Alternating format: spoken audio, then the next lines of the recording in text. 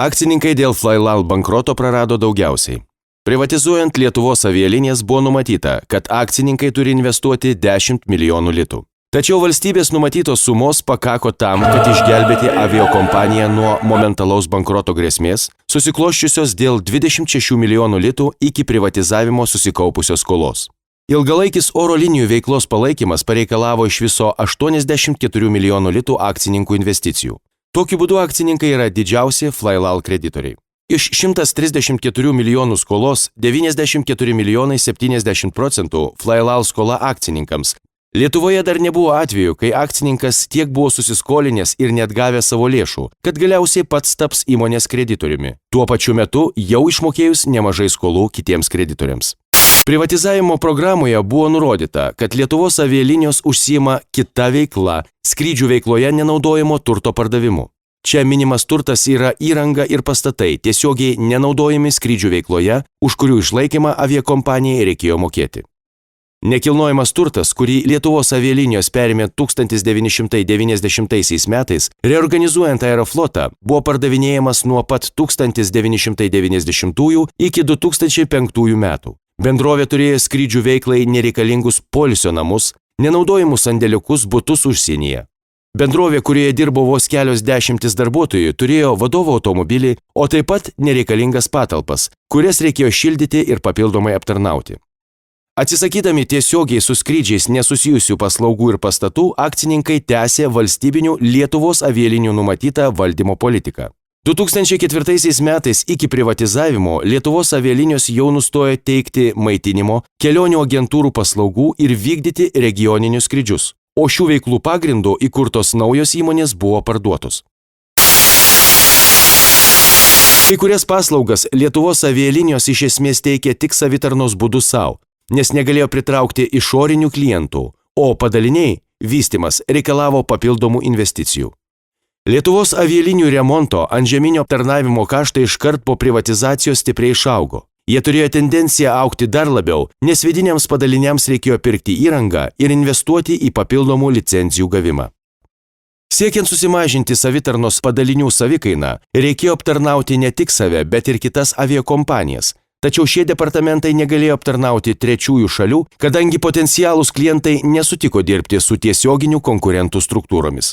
Kaip antai Air Baltic nutraukė antžeminio aptarnavimo paslaugų sutartį su Flylal praėjus 1 mėnesiui po privatizavimo, o Novaturas nutraukė užsakomųjų skrydžių sutartį praėjus 2 mėnesiams po privatizavimo.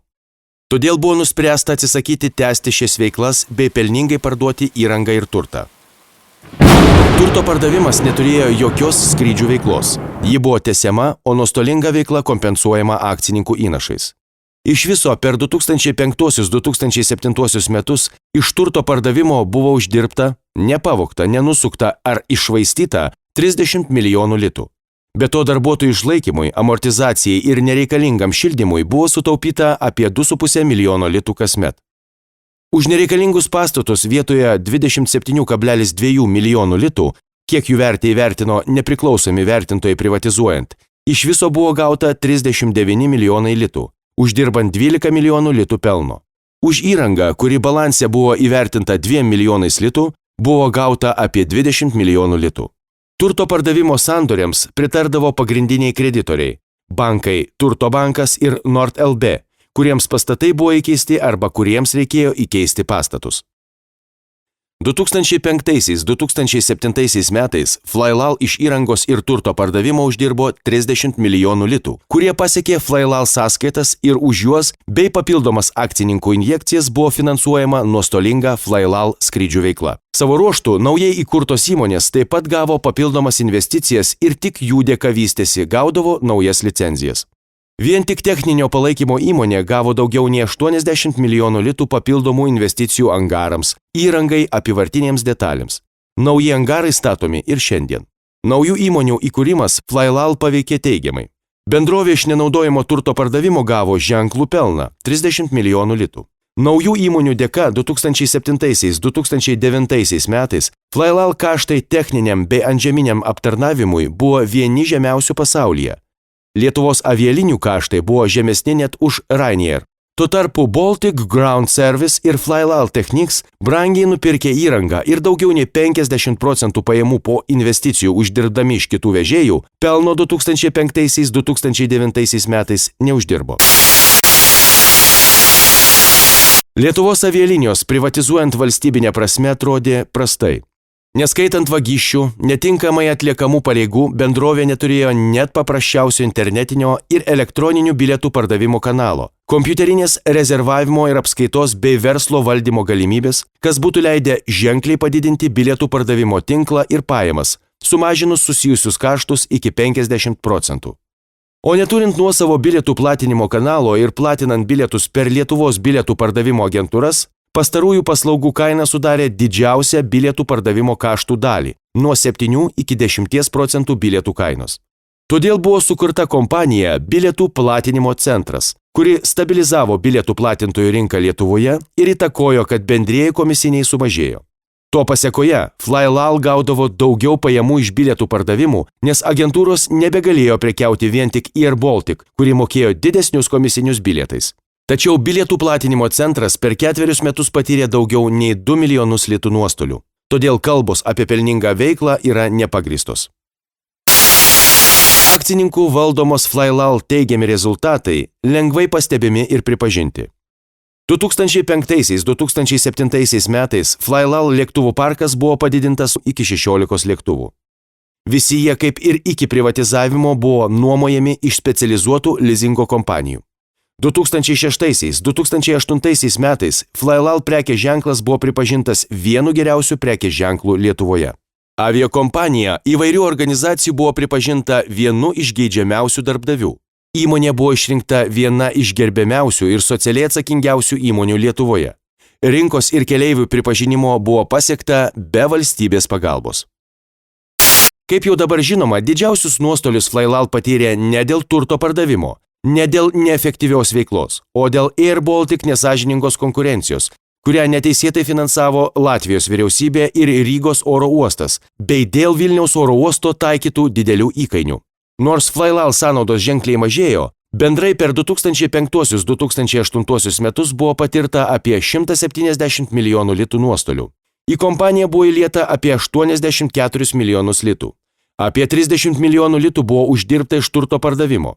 Mažėjo bilietų kainos. Skrydis į Londoną iš Vilniaus, kai naftos kaina buvo 147 Jungtinių Amerikos valstijų doleriai už barelį ir sudarė 35% aviakompanijos kaštų, kainavo apie 250 litų. Dar apie 70 litų sudaro oro uosto mokesčiai.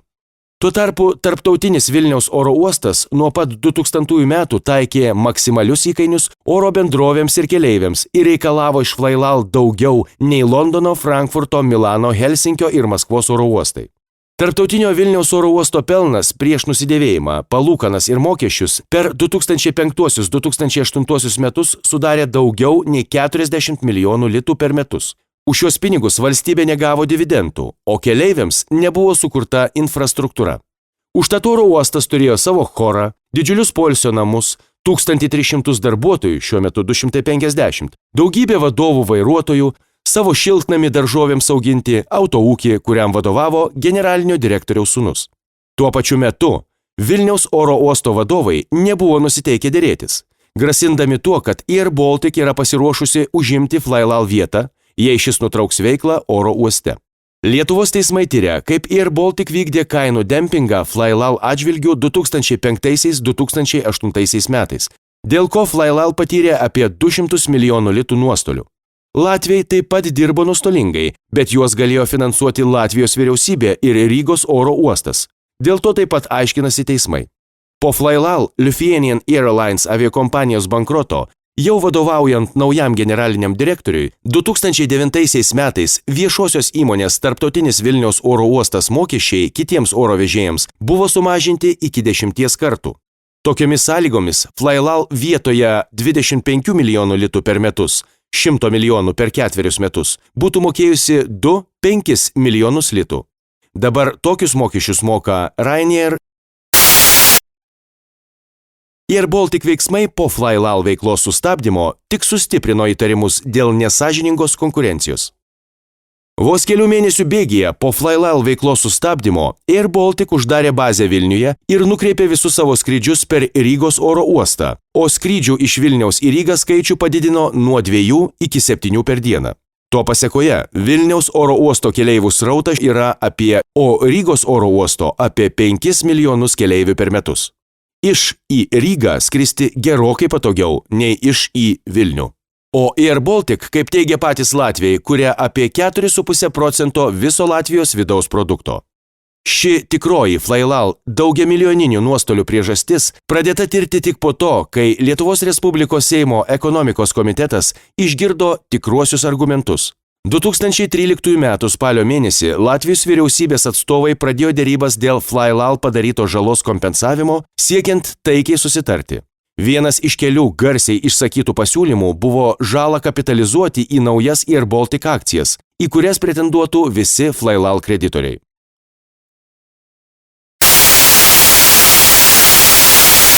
Flylal byla buvo ir yra naudojamasi politiniais ir marketingo tikslais.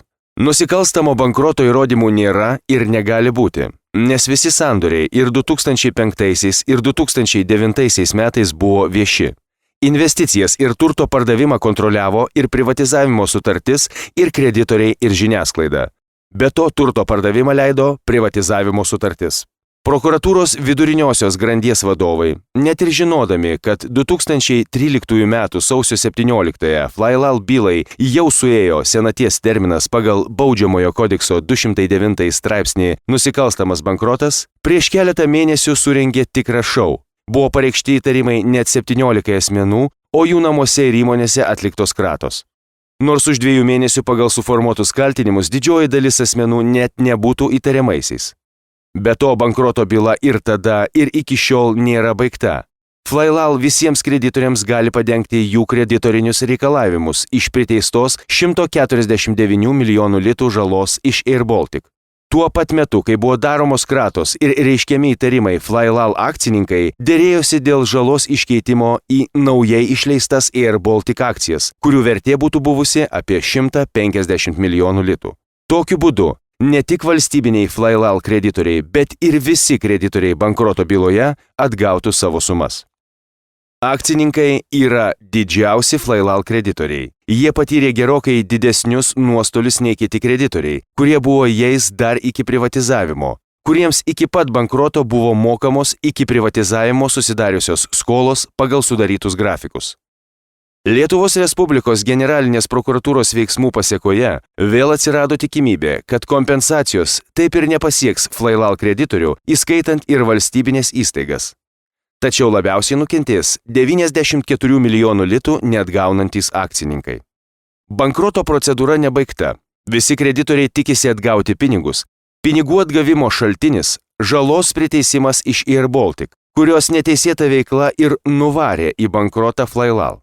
Tačiau visas šis tyrimas, kai atstovaujama tik keliems kreditoriams – TVOU, ON ir TB, kurie nieko nesiskiria nuo kitų kreditorių, blogina visų situaciją.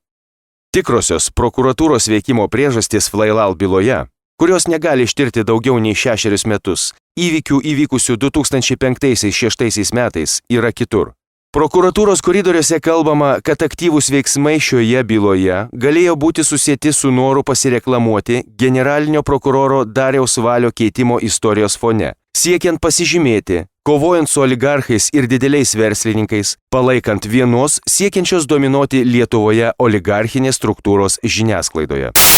Flylal akcininkai patys patyrė 110 milijonų litų nuostolių, 26 milijonai litų kainavo akcijos ir 84 milijonai litų įdėta į aviakompaniją, didinant įstatinį kapitalą ir skolinant įmoniai.